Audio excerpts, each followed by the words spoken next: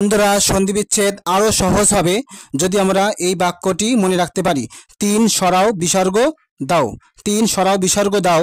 তিন স বলতে তালব্য স, মূর্ধন্য স, দ্বন্দ্ব স, তিন স। আর র বলতে র এবং রেপ।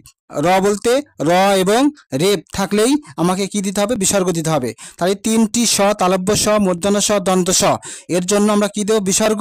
আবার র এবং রেপ এর জন্য কি দেব? বিসর্গ দেব। আর ওতে কি দেব? ওকার। ওকার থাকলে আমরা কি দেব? বিসর্গ দেব। তিন সরাও বিসর্গ দাও। তাহলে তিন স, র, রেপ এবং ওকার থাকলে সন্ধি বিচ্ছেদে বিসর্গ দিতে হবে। যেমন নিশ্চয়, নিশ্চয় শব্দ এখানে তালব্য স রয়েছে, তাহলে তালব্য স থাকলে কি দিতে হবে? বিসর্গ। বিসর্গ তাহলে নিযোগ চয়, নিশ্চয়। শিরচ্ছেদ এখানে তালব্য স রয়েছে, অর্থাৎ তালব্য স্বর জন্য কি দেব? বিসর্গ।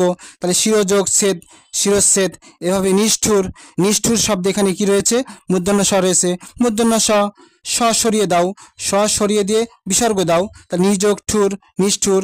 এভাবে আবিষ্কার, আবিষ্কার শব্দে মূর্ধন্য স রয়েছে, মূর্ধন্য স সরিয়ে দাও, মূর্ধন্য স সরিয়ে দিয়ে বিসর্গ দাও। তাহলে আবিযোগকার, আবিষ্কার। এভাবে নমস্কার, নমস্কার শব্দে দন্ত স রয়েছে, তাহলে দন্ত স সরিয়ে দাও, সরিয়ে দিয়ে বিসর্গ দাও। তাহলে বিসর্গ দিলে কি হবে? নমযোগকার, নমস্কার। এভাবে দুস্তর, দুস্তর শব্দে দন্ত স রয়েছে, দন্ত স সরিয়ে দাও, দন্ত স সরিয়ে দিয়ে বিসর্গ দাও। তাহলে দুযোগ তর, দুস্তর। এভাবে পুনরায়, পুনরায় শব্দে এখানে যে র সরিয়ে দাও, র বা রেপ দুটোর যে কোনো একটি হলেই কিন্তু বিসর্গ দিতে হবে। তাহলে এখানে আছে র, তা রটাকে সরিয়ে দিয়ে বিসর্গ দিতে হবে। তাহলে পুনঃযোগ আয়, পুনরায়। এই যে আকার, আকারের জন্য আ, তাহলে পুনঃযোগ আয়, পুনঃযোগ আয়, পুনরায়। এভাবে অন্তর্গত, এখানে কি রয়েছে? রেপ। র বা রেপ হলে কি দিতে হবে? বিসর্গ দিতে হবে। অতএব এই রেফের জন্য আমরা কি দেব? বিসর্গ দেব। তাহলে অন্তর্যোগ গত, অন্তর্গত। এভাবে মনোহর, মনোহর কিন্তু এখানে কি রয়েছে? ওকার রয়েছে। এই যে দেখো ওকার, ওকার থাকলে ও থাকলে কি হবে?